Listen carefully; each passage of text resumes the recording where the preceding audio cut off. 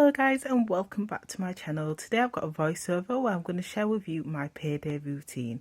If you like the sound of the video, don't forget to like and subscribe, and let's get started. So the planner I'm using today is my own planner. It's my FMF budget planner. I will link these below, but this planner really helps me ensure that I can pay all my bills, I can save some money each month, and I can also enjoy myself using my spending money.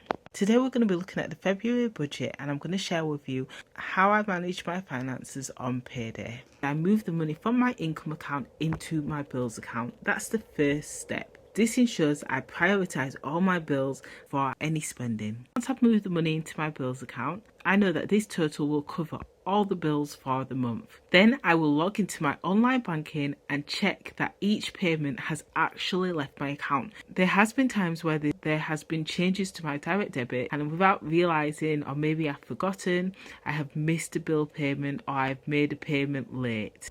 So I always like to log in and actually check that the money has left my account. Because there's so many bills, I tick them off as I do so. Then, because my budget's already created for the month, it's very simple. I will link the video which shares with you how I manage my money using 3 cards for 3 different purposes. Now that the bills are sorted, we can now move on to savings. So the next step I take on payday is I move the money into my savings account.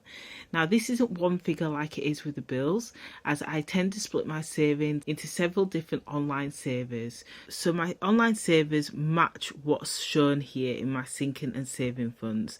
I've also renamed the account as well to reflect it, so I know exactly which account is for which financial goal. I manually move the amount into the online saver, and then I tick the item off once this is done. I'm sure some of you may be wondering, why do I manually move this rather than automatically move it?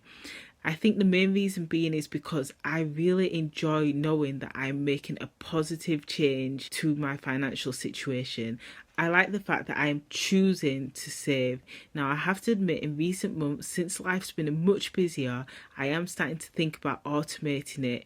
But the thing is, with automation, just like with spending, what's brilliant about it is we don't feel like we're saving, but then it's not great that we don't feel like we're spending. But I want to feel like I'm saving, so I like to manually move it over and then tick the item off. Comment below, which do you prefer? Do you like to manually move the savings, or do you like to automatically set it up?